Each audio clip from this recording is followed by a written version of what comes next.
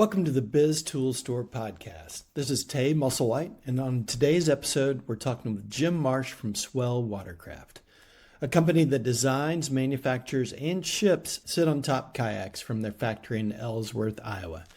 Jim takes us through the evolution of his business, from his partnership with Tim Niemeyer, the godfather of sit-on-top kayaks, their patented scupper valve, the evolution of their product line, building his factory in Iowa, building a dealer network, and his advice to business owners when things get crazy.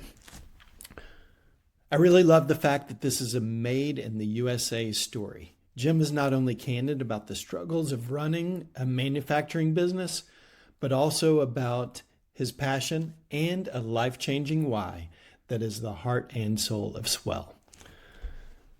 Without further ado, here's my interview with Jim Marsh from Swell Watercraft.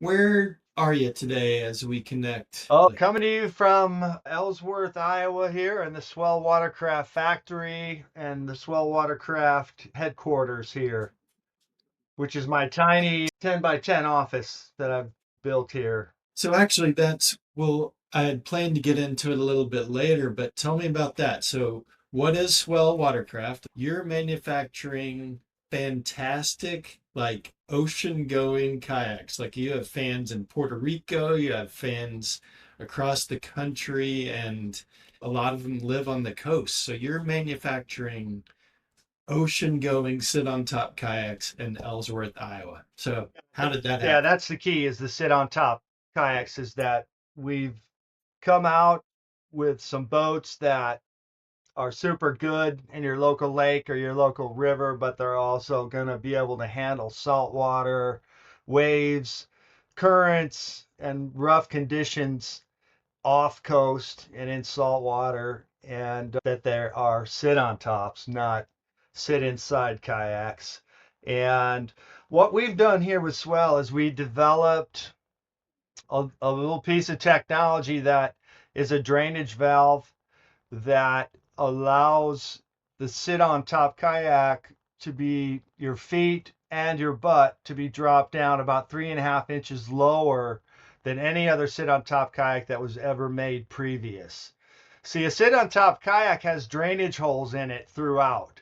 And so any water that kind of comes in can drain straight through the boat. But that puts you kind of high up in the kayak. Yeah. And high centered is a term we're all familiar with cars and off-roading or whatnot, but you don't want your weight higher than it needs to be. So what we've done is drop the butt and the feet and the weight of the paddler so much lower into the cockpit that this thing is about 3 inches less wide than anything else on the planet.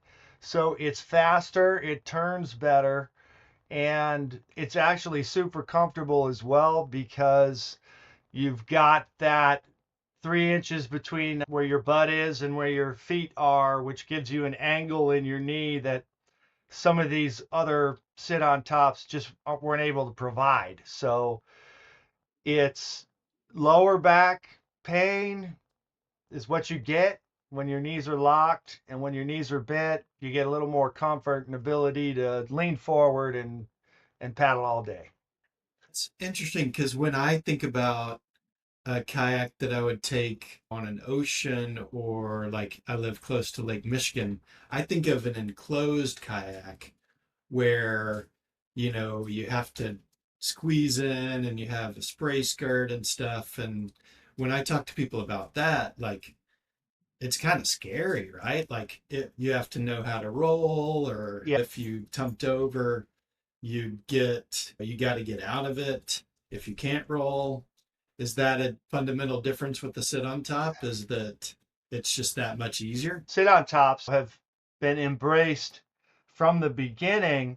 And the reason is, if you fall out, you can pull yourself right up back on top of it like a surfboard and sit back in it and go.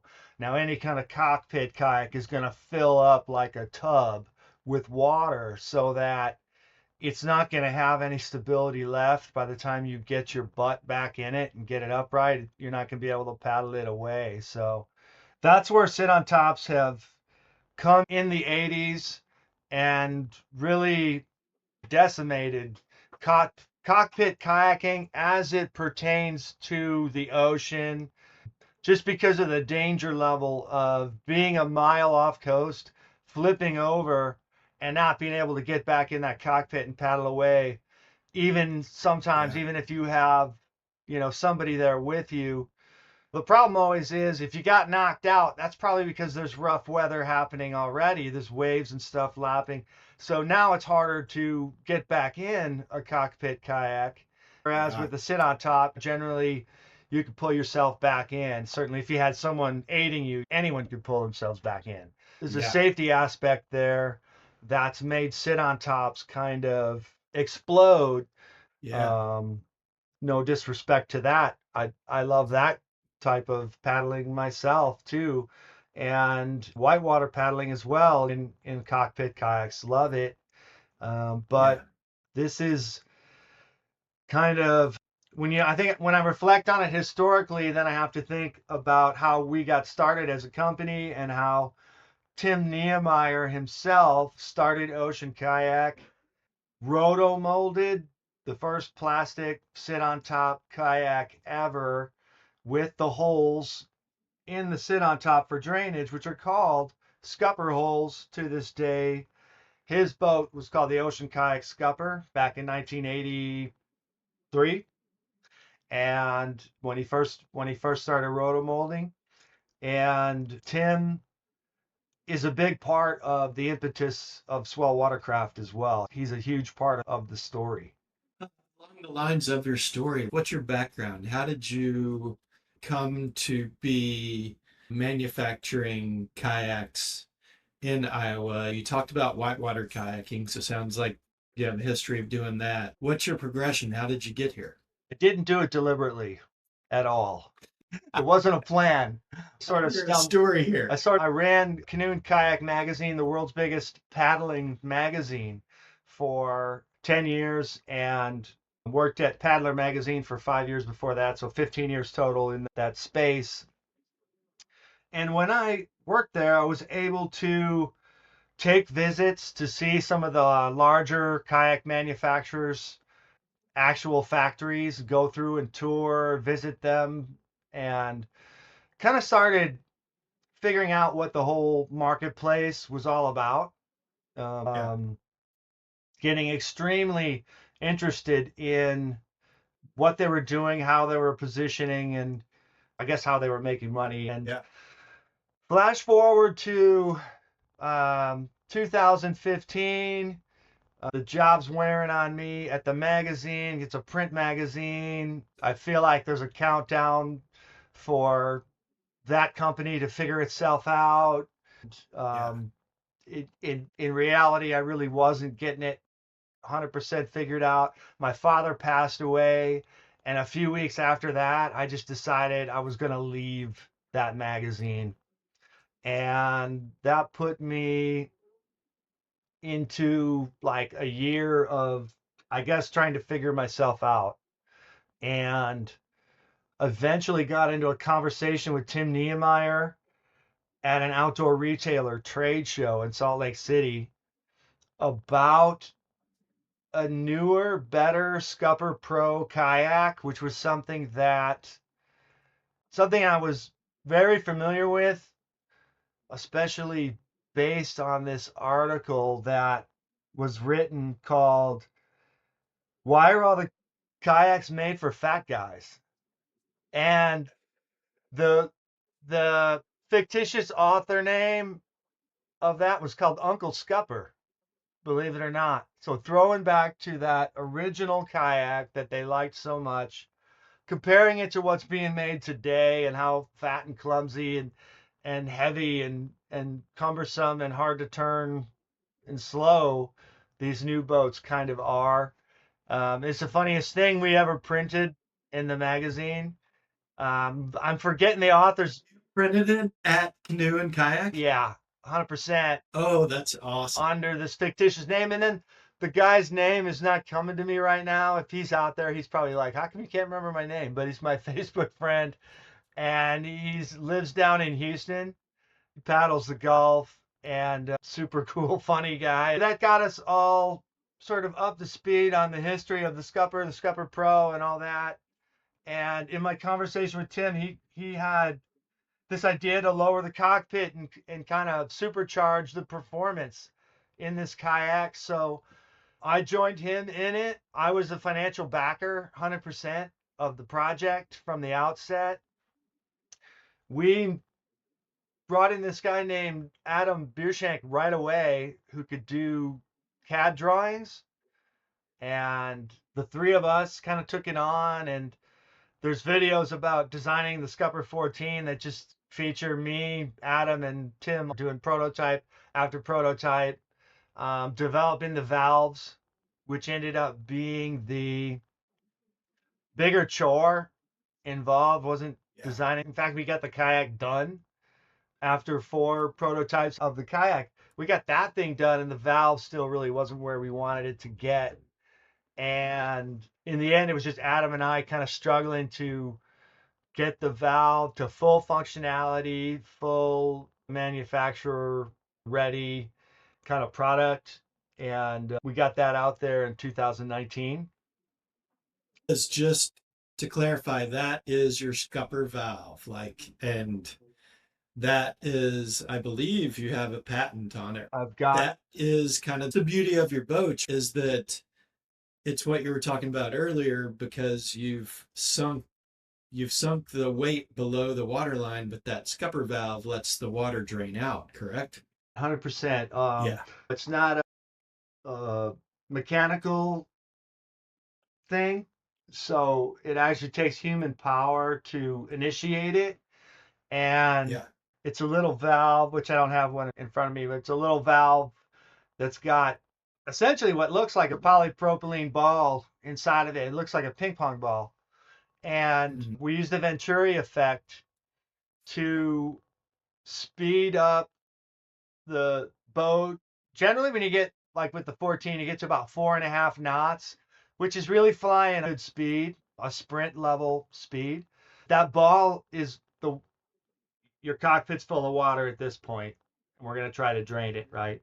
So that ball all of a Yeah. sudden will drop down as there's a little bit of an eddy behind the valve itself, and all this hydraulics will actually suck the water out of the cockpit into the river, lake, wherever you're paddling, and clear the cockpit out of water up to about like maybe a half inches left, and then you kind of generally you want to stop unless you're like Greg Barton with your Olympic medals and you got that kind of power to power all that water out. But that's how the system works.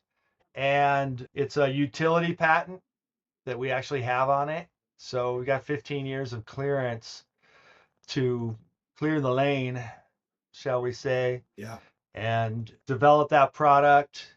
There's lots of applications for it with motorboats and other kinds of things that we haven't been able to get to yet just because I think we're limited developing a factory, developing kayaks. I mean, we're doing a lot of stuff here, right? But that Yeah. I mean, you just said, have you always been in Iowa? no, we developed the Scupper 14 purely, and so Puget Sound in San Juan Islands is like island to island. Every hour and a half, you're reaching another island, jumping out. You got strong currents. You've got not Hawaii type wave conditions, but you're in salt water and you got to stay on your toes. And so we developed it there, and we actually moved our manufacturing over to South Africa fairly quickly. Okay. There's a guy named Salir Kruger that's well known for fluid kayaks and vagabond kayaks, and now he's with a brand new thing called Lecker.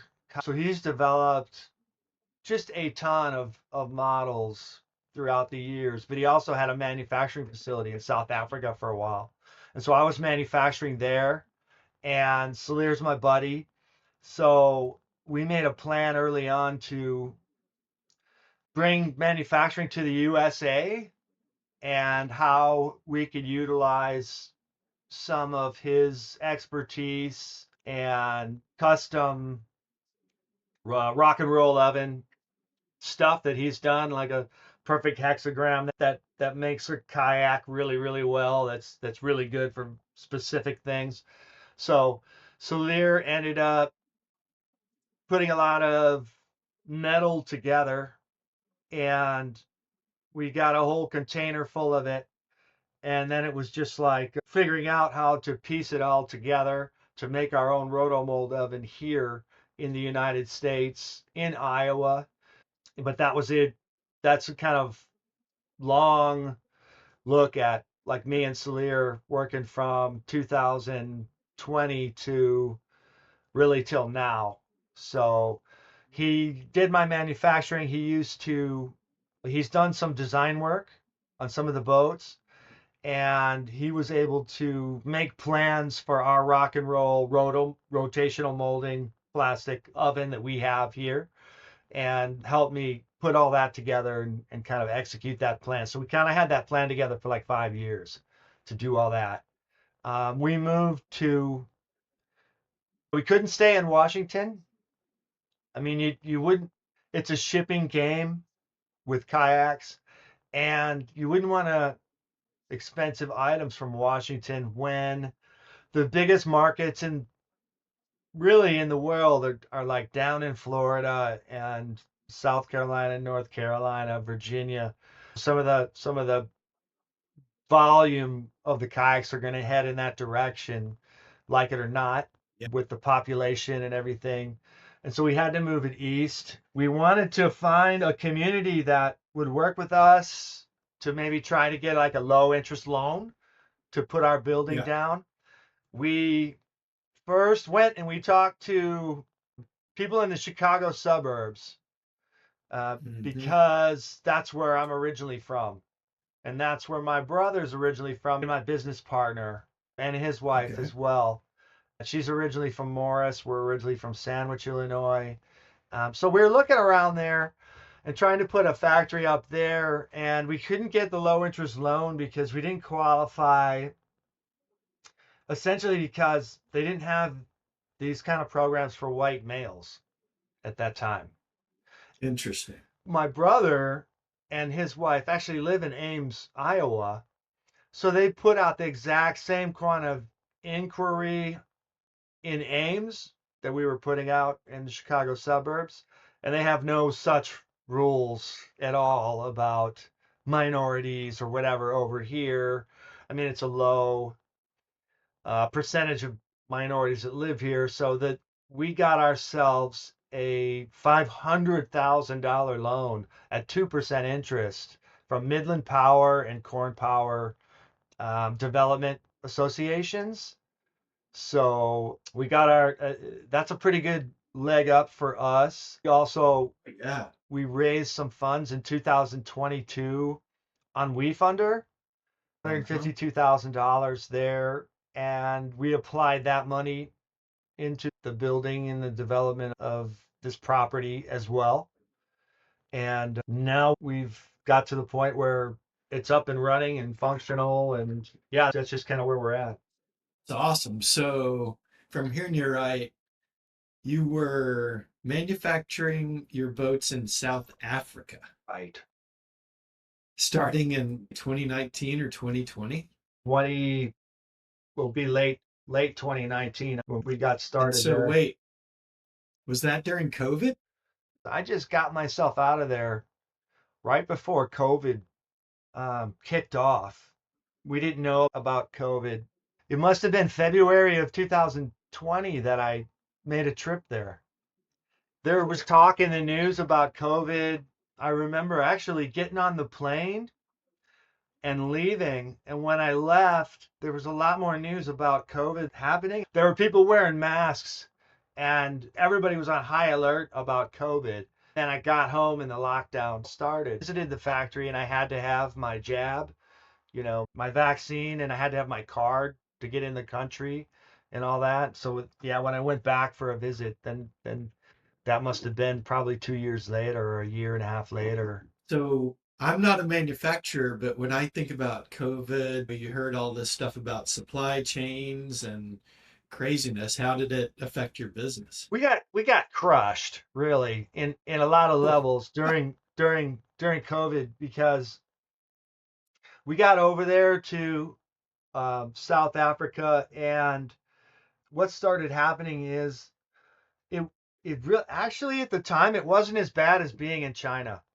because Chinese containers, like if you were going to import a container from China, it went from like $2,000 to like $20,000. Just to my just gosh. Yeah. I mean, it was shocking. But in South Africa, I want to say it went from like $2,500 to like $8,500. Like it just got super expensive. And then the problem was that they would have me booked up. I'd have all my kayaks in a container and everything, and then it just wouldn't leave. It wouldn't get on a ship. I think it was like highest bidder could buy out the container ships. So I kept getting booted, Wow. and then they'd put me on a ship. The ship would go to London, and then it would take a long ass time just getting out of there before I essentially head for the Panama Canal. And it's taken a long ass time on the Panama Canal just being blocked back, ship, ship, ship, ship. You could actually track it and see it, and go up to Mexico, hit the West Coast, maybe Veracruz or whatever, and then take a forever to get in and out because their ships were lined up to get unloaded and just waiting out there, just spinning circles in the bay. And we couldn't get product on time. We couldn't deliver. We couldn't capitalize on what some of the retailers wanted us to do. We were like the hot new thing at that time. Had Yeah. some great reviews online, and people were ready to go with it. And we just couldn't provide for them because we're, selling some direct and just having the whole container sold out before I hated it. I think the customers hated it. And Wait, so these are pre-sold kayaks that you're building in South Africa and you're thinking things are normal. You've priced them at regular shipping rates, and then all of a sudden it's a free for all, and your shipping went from 2,500 bucks to like 8,500 bucks. taking a bath. So what was that like from a customer service experience? What was like, what do you remember about it? Taking a bath on my profit before I even get Yeah. started, kind of last second. And the customers are angry because I gave them what I thought was a realistic time expectation. And I was so wrong. It was off like a half a year or more. Right. So these people have given me the money and they're upset. And so one day I sent them all an email, and it was just about like, this is how you can track your container ship. You can track every container ship in the world. You can count how many ships are sitting outside of Los Angeles. There's 212. I just counted them. And so you're tapping into this and you're following your ship in particular as it goes to London. And all of a sudden, I started getting all this amazing feedback about tracking the ships. All of a sudden, the subject wasn't about getting the kayaks, it was about tracking the ships. And Oh my I gosh. made so many friends and had so many discussions about what it's like to track these ships, and how all of us collectively were going to own this shipping delay. And then it was off of Swell Watercraft's back for a second. And people were Wow. more than happy to wait because they got to track their ship, which they felt was friggin' amazing experience. And so that was an interesting. What a way to flip that huge problem on its head. Because, like, as you said, you're just getting started. People have already given you their money, and then you've told them one date, and then you keep having to tell them different dates. I mean, it'd be pretty easy from a consumer perspective to start thinking that they just thrown their money away, right? Yeah, I think that's the power of positive energy. It's the only thing you've got left when you've totally screwed up. Sometimes you've got to lean on that to try to come up with a fresh idea, or a new way to deliver the information. I know I found myself throughout my life just taking all the blame on myself, and generally it's like you just get the crappy response that you put out there. The only thing that's left when things are dark and you've screwed up, and if you're going to start a business, this is going to happen. The only thing that's left is your positive energy. So sometimes you got to straighten your mind out and just start brainstorming to keep moving and keep doing things. Yeah. If they're good, do them. Yeah. Well, let's talk about that keeping moving because when you were this was all if I have the story straight, this was all for the Scupper 14. But now there's way more than the Scupper 14 right now. Talk to me about your lineup and like kind of where you are and where you're going as far as products for representing the Swell brand. Yeah. The originally Tim Nehemiah, Adam Biershank, and me. And Yeah. we all just agreed there's a 12-foot, 14-foot, and a 16-foot version of these boats. And that's what we're going to do. And this is day one. Wow. Very, very clear on what we wanted to do. Was saying first one's got to be the 14. I know it. I know it in my heart. That's going to be the biggest seller, the best. That's going to fit the most people, get the most people activated right away that are already contacting him on the phone who want him to do this, right? Back. They want the performance back. And so I Adam Biershank, who finished the 14 really and is a CAD designer and a brilliant engineer, he did the 12. He and I did the 12 together. We got that out in 2021, again during COVID, and the Scupper 16 didn't see life until 2024, actually. Kruger, the South African guy, he and I developed the 16 model together. We got that thing debuted in like March of 2024. So it hasn't been around for very long. So there's three in that series. You got a Scupper 12, 14, 16. Again, day one, hour one, we agreed that that's what the three of us thought we should do. It ended up actually happening that way. And they're all kind of popular in different ways, somewhat with different people in different areas, I think. Yeah. So now what we're doing is we developed the Outfitter series. The Outfitter series is going to be a lower price point, whereas the Scupper series is the most expensive version of these types of boats, really. Kind of Yeah. sits alone, doesn't have a lot of competition, molded Mm-hmm. plastic boats. So we've got the Outfitter series coming out, which is going to be kind of on the lower end. So an $800 single and $1,000 for a two-person tandem kayak. And we developed these with John Inamoto from Go Bananas in Honolulu, Hawaii. John was part of the initial conversation with Tim Nehemiah and Adam Biershank, believe it or not. I mean, like literally, we kind of got cranking, and Nehemiah in like the second meeting is like, "You guys got to talk to this guy John Inamoto. Like he's rented over 100,000 units kayaks in Honolulu." So when it came to So he's a someone who has a fleet and has been doing this for a long time, rental kayaks. yeah, so So using his expertise to make these. yeah, and quite frankly, I wanted these boats to be good in places like Santa Barbara, California, or Orange County, or Hawaii. Really rough conditions where beautiful trips happen, but stripped down and affordable and kind of made to the specs of a wreck rental livery out the Yeah. owner, who John is. Yeah. And so John put his expertise in, and we started that design work. I mean, probably a year and a half ago. I would say that we finished the duo literally a week ago. The two-person recreational kayak you finished like a week ago.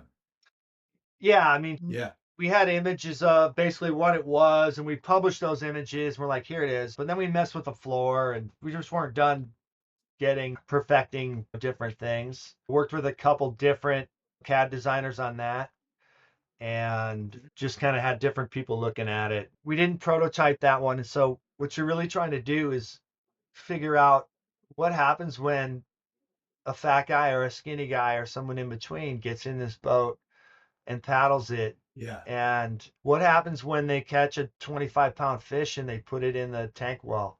Yeah. What are we doing when we disperse all this weight? And what's it like when 40 pounds of water is actually a huge wave has just come in?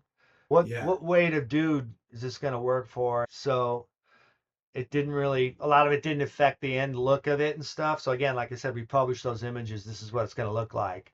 And then we still wanted to get the floor at an angle at a certain height and things like that. So a 230-pound guy can paddle this single, for instance. Yeah.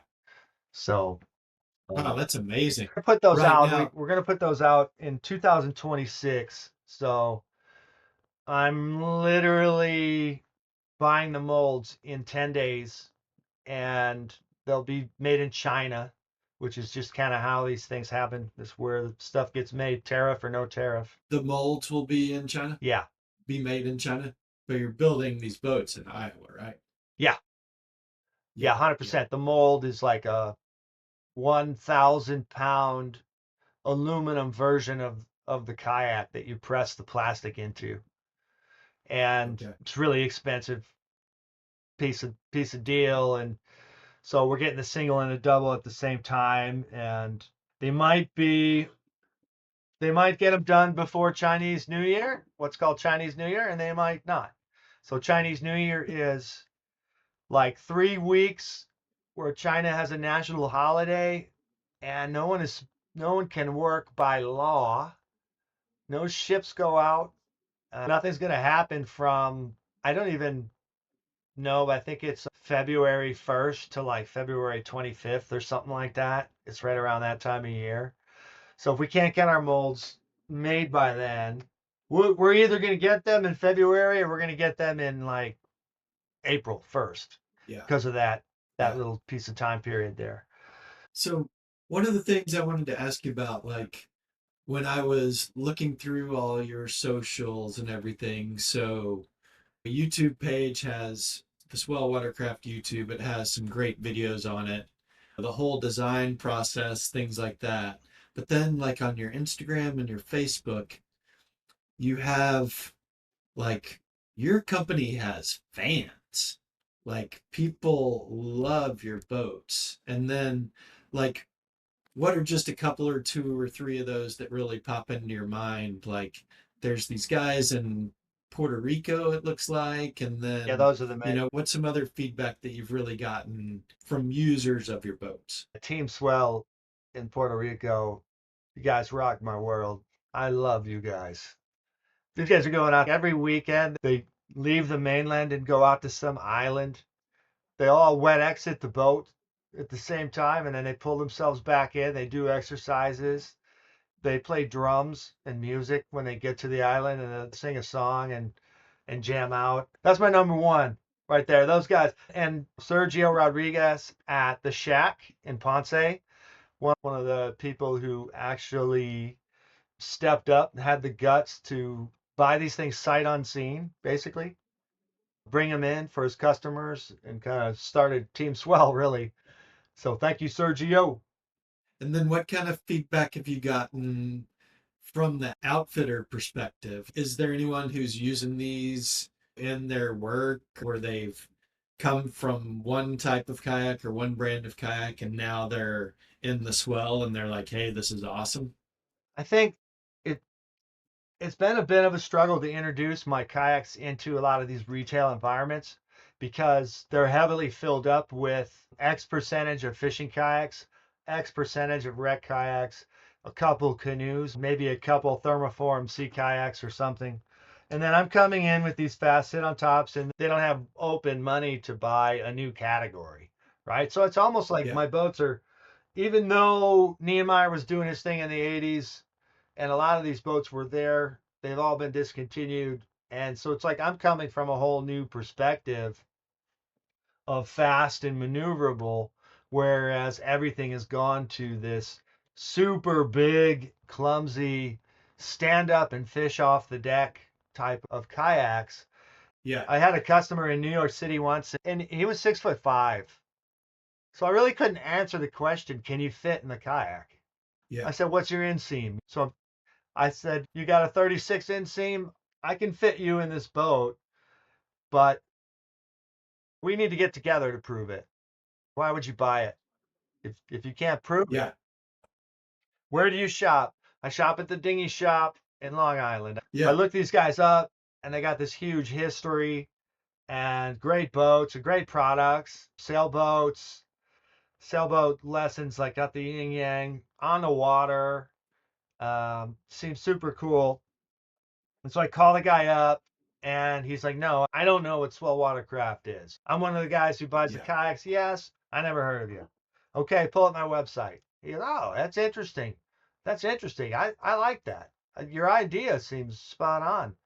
And I said to him, well, listen, I got a guy who wants a boat. I'm willing to drive to New York City to meet you, and we'll see if this guy fits in the boat, right? And then you can try it. You try my boat and I almost feel semi emotional talking about it. Yeah. I did go in there, and it's funny that I didn't tell him what time I was going to arrive. I told him what day, but I got there, and then the 6'5" guy showed up within 10 minutes. Okay. Wow. He tried the 16 and the 14. He took them both out, wanted the 14, super stoked. Big fan to this day. The guy's bought like a lot of accessories off my website. So I communicate with a lot of these customers for it's just kind of an ongoing conversation, I swear. So turns out the head instructor, the guy that I talked to originally on the phone, is like, I love this kayak. I love it.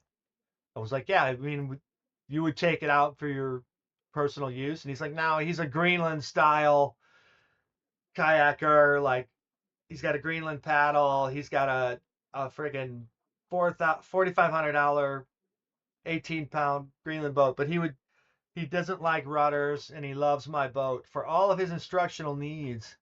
And then all of a sudden, I'm pushing a lot of boats through that guy's shop because he's pushing all kinds of people in the direction of of my boats with demos. They're on the water. Everybody tries it before they Yeah. buy it there. And so the proof's in the pudding. And I've had to do similar things in other cities like Kansas City and make special deals and drive all the way there and meet them and shake their hand. And that's how I've opened up a few really good shops. And Yeah. now I'm sort of essential to that store, at least semi essential at this time. That's amazing. So a guy 6'5" calls you wondering if he can fit in the boat. There's no place for him to demo the boat. You ask him where he shops for his stuff. He tells you the store. You get in touch with the store and you drive to New York City so that this guy can demo the boat. But then that turns into a great account for you. Yeah. That's amazing. Yeah. I show up. The head instructor loves the boat. And then the owner takes me to the side, and I never even know there was an owner at this point. He's this old guy, and he says, hey, no owner of any company has been here in 25 years. So you're the first. So I knew I was in at that point, Yeah. right? Because I'd sold a kayak, I'd converted the head instructor, the head buyer of the products, and the Yeah. owner was like, this is kind of what I wanted to see. And then he's like, Yeah. you got to hire a sales rep. You got to hire a sales rep in this territory. And at this point, I have one that's a close confidant and friend to this guy. So things are coming Sweet. together. That's awesome. So let's talk now that you're into the sales side, like when you think about your business, like what's the core thing that makes your business work for you? Like what's the thing that pops into your mind when you think Swell Watercraft?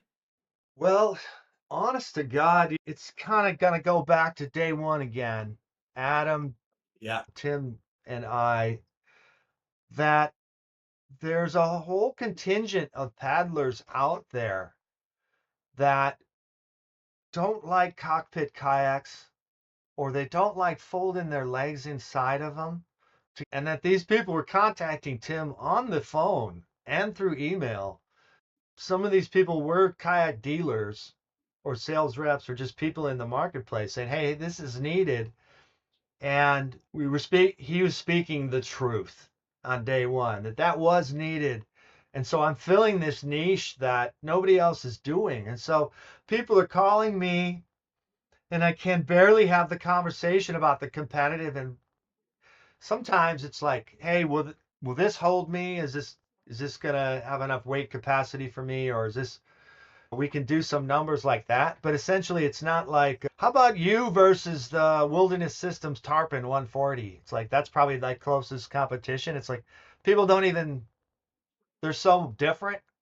My thing is so much more like a sea kayak, a maneuverable kayak, a kayak that turns, a kayak that if you got a crosswind and you have to cock the kayak with your knees or whatever and paddle into it that way, no problem. Whereas all these other sit on tops are just all the corners have been rounded off and they're made for everybody in the world, including 285-pound dudes who've never paddled once in their life. And it's like you've taken all the performance out, you've dumbed it down, Yeah. and The thing's not going to tip over, yeah, but it's certainly not going to remind you of any offshore. sort of sea kayak. When you're Yeah. when you're offshore and the wind is blowing out to sea, you're not going to get back to land in these other boats.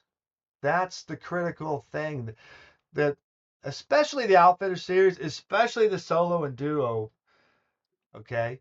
You're out on a tour and you got some people who don't know how to paddle, right? Yeah. But they have got to get themselves back to shore in an offshore breeze and side wind and all that stuff. You have to make a boat that has a little bit of athletic prowess to it in order for that Yeah. person to overcome those conditions. I can't, Yeah. and that's where Yeah. people don't think about that. Believe me, they think about Oh it. yeah. Yeah, yeah. Professionals know, right? Yeah. And people who buy kayaks just ask questions about stability, and there's all kinds of stability, right? Stable at Yeah. all. And then you go to the specialty shop, and the things that look like the Walmart kayaks will save your life. It's a very deceptive world out there in kayaks. Yeah, Huh. people are trying to stay safe. And then I'm trying to think of the tagline for your Swell kayaks. It's speed. Speed, comfort, stability. Yeah. And then as we kind of wrap up, what are some of I mean, you've talked about like literally driving to New York City so someone can demo your kayak. The What whole are time, the, wondering the whole time, why am I doing this? And it yeah, worked out. And yeah, it became a template for me in the future to go, hey, yeah, hey, Geos, man, I know you guys aren't interested, but I'm coming in anyway. And yep, I'm leaving the boat there when I get there, and we're gonna sell it. yep. And What, sometimes that's and then, so social media, your website, cultivating accounts, like what's kind of the backbone of your business? Like, how are you making it work? Like, what is those levers that you push when it's time to sell boats? Like, what are you doing? a good question. I think that it's been a bit of a transition, and I would have to step back and say that 2024, I mean, the entire year was really dedicated to manufacturing the product, learning how that happens and learning how to mess up and then fix it, and Yeah. learning about rotational molding. The guys I've learned rotational molding from were always like, hey, it's a voodoo science. And something bad would happen to one of my kayaks. And then I'd be like, why did that happen? And somebody who had way more experience than I'll ever have, I'll go to the grave and this guy has more experience, is like, I don't know. And you could tell like he had a plan to fix it though. He didn't care why it did what it did. He was just going to take step A. If that didn't work, he'd take step B. And if that didn't work, he'd take step C. And then eventually this problem would iron itself out. That's what I do now. So Why learning this that shit is happening. art. Sometimes you come up with a theory, sometimes you don't. Yeah. You have to fix it Yeah. twice and expect a different result. That's not how Yeah. you do it. Like it's somewhere in Yeah. between. You don't psychoanalyze every little problem, but at the same time, you react to every problem.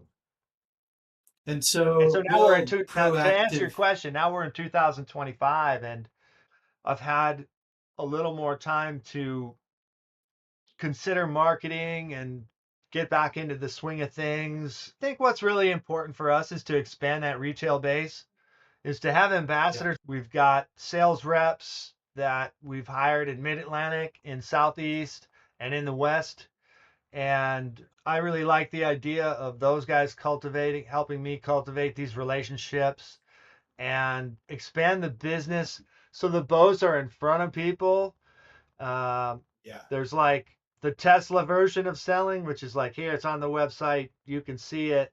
And then there's the Yeah. showroom setup. Here's the Yeah. keys. Take it for a drive. I walk in Yeah. and I go, what's that? Oh, that's a Swell Watercraft Scupper 12. Oh shit, that looks like it might be what I want. Take it out, paddle it. It's a Yeah. different that's a different level in paddle sports, especially when you're charging at the top of the market prices. Yeah. And I personally love doing the marketing. I love doing the communicating with the customers. I love doing the videos. I love business. Yeah. I can talk to hundreds of people rather than one, like a phone call. Yeah. Um, but then at the same time, like I think it's important to try to connect some of these business relationships with these retailers that hopefully are going to be with me until the end, until I Yeah. die or till I sell this company, until whatever happens, that we can grow together, create a great relationship, and have a certain predictable output of these units every year. Yeah. Direct, then how predictable is that? Yeah. Somewhat, of course, but when you have key, well known retail partners, then they can tell you what they think they're going to go through in the next 12 months Yeah. manufacturing. Because it is interesting, like when I think about that, where having your own facility, so you're vertically integrated, you're in charge of everything. I always say everything cuts both ways, right? Because when you were having someone else do your manufacturing, you were just another order to them, right? Whereas now it's you're the manufacturer too. You're not just selling boats, you're also manufacturing, Yep. which gives you that freedom and flexibility, but it's also a whole other responsibility. Yeah, I mean, a hell of a baptism from 24 to 25 to supplying all the things the building needs, that all the parts of all the kayaks, just balancing everything that we've taken in to this business in this short amount of time has just been kind of blowing up my brain a little bit. It's almost Yeah, hard to maintain information in the way I used to when I was taking less in. And I believe it. I was told not to manufacture. I had people who have owned manufacturing that said, you don't want a manufacturer. It's going to make your life hell. It's going to be this and that and whatever. And it's made my life crazy, but I love it. Yeah, I'm on the computer, I'm in the office, but then I'm up, I'm tightening a bolt or something. And I love that aspect of my life now. I love the practical reality that I'm not just a computer jockey 100% of the time.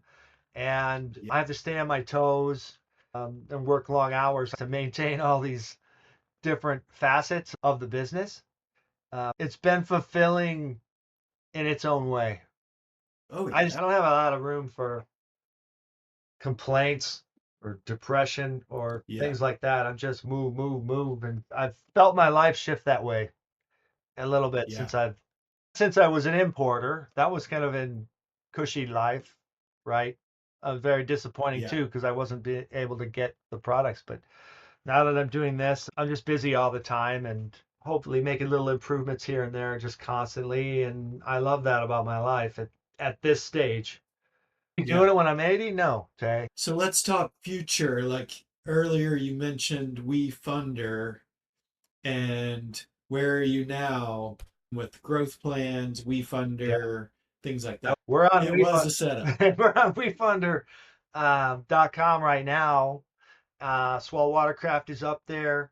We're in the we haven't 100% launched the raise yet. It's still in soft launch mode. I think until Friday, just a couple days from now, it's going to actually launch. We've raised Okay. 69,000. We're looking to get Mm-hmm. recycling equipment in here, so when we have hatch covers, parts of plastic that you end up cutting up and throwing away every single time off every boat, we can recycle Yeah. those, turn them back into what is polyethylene resin, and make kayaks out of them. We're Wow. looking to Okay. initiate that program into here, into Swell. And yeah, we launched that WeFunder. I believe it's in 2 days. I think it's on Friday. And just pull up Swell Watercraft if you go to wefunder.com. You can see our Mm-hmm. raise.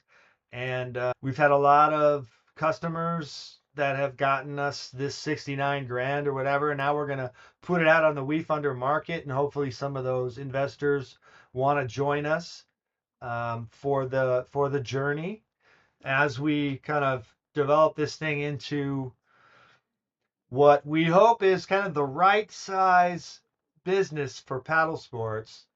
That is to say, we don't just keep adding on and adding on and adding on till we're so big and have a down year that we go bankrupt, just like everyone else does in this sport. So what we want to have is kind of the perfect size business, the perfect amount of retail partners. So all of them have a few hours of territory at least going out Yeah.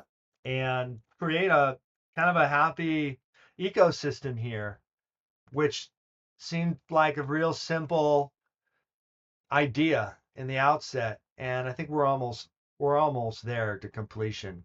The trick will be to stay humble, don't overdo it, don't over design, don't over produce or put pressure on our retailers, that kind of stuff. Just cruise at the size that we're going to be at until we have a clear demand to expand or whatever. And that's kind of where we're at. So go to wefunder.com, be a part of it. Join us. Love it. And like, where can everyone find you? Like, what are your socials and website and everything like that? Swellwatercraft.com. You can sign up for Mm-hmm. our newsletter. I'm a big fan of making newsletters. It's not all about our products and boring stuff. YouTube Get channel those is emails. They're really good. So people should join. thank you. And Thank you so yeah. much.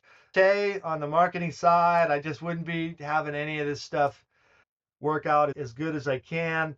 I mean, nobody even ever approached me about attaching my CRM to Google and then attaching that Yeah. back to the website and have it all speak Yeah. to each other. And I didn't even know that kind of stuff was happening until I met you.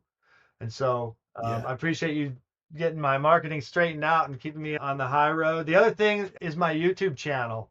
And I point people Yeah. there because there's a lot of information about like how the valves work, rundowns on all the different boats. If you want to see me and Adam and Tim uh, actually developing 5 prototypes of the kayak, that's probably the best video on there. You can see the initial steps we took and how we got to out of the gate with Swell Watercraft.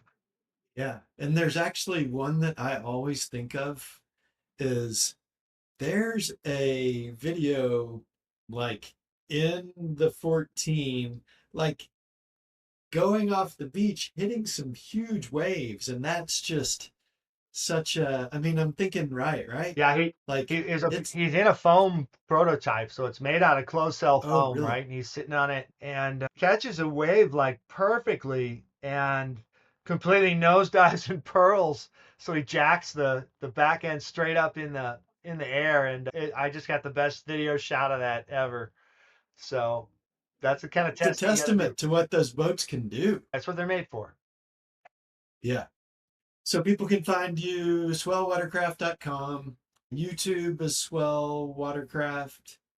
Swell Watercraft. Facebook Swell Watercraft. You can visit us in Ellsworth, Iowa, right off of I-35, about an hour north of I-80. If you're coming across 80, head north on I-35 towards Minneapolis. You'll see us across the street from a Love's a truck stop.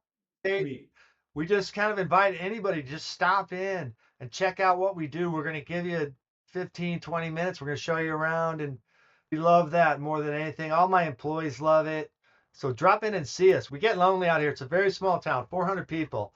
So we're out in the middle of the cornfields making amazing kayaks, and we'll show you guys how to do it. Come see us. Love it. To kind of wrap up, just from an outsider's perspective, like when I think about your business, like you're American made, you're literally building kayaks in Iowa. You go to your socials and you have raving fans about your boats. And then, like, when you tell that story of going to New York, and then and first off, you think about the people that you mentioned in Puerto Rico, Team Swell, loving these boats, becoming raving fans. Then you talk about going to New York, and you were trying to sell one kayak to one guy, and the guy who leads tours is like, "Oh my gosh, this is perfect for these tours." Yeah. I mean, and then you talk about like WeFunder, where people can actually own a part of your business. Yeah. And obviously, I know the terms are on WeFunder about everything that people get from joining, but Yeah. like it's super cool that American made kayaks and people can go own part of your business and help your expansion to continuing to meet these needs that are in the marketplace for the boats that you're making. I think that's if you want in on small American manufacturing, you got to lean into it. You got to do it yourself. And I think you got to point the camera at yourself and socially blast all that out there and let people know what you're doing, and you get a really good response. I mean, one thing I was going to throw in because you're just talking about that is that the instructor I was talking to on the phone, I was like, "Hey, I'm going to come visit you guys." And the next day he goes, "The owner said you can't come visit us, but then when I told him you own the company, he said you can come visit us." They weren't even going to let a sales rep from Swell Watercraft visit them. Okay?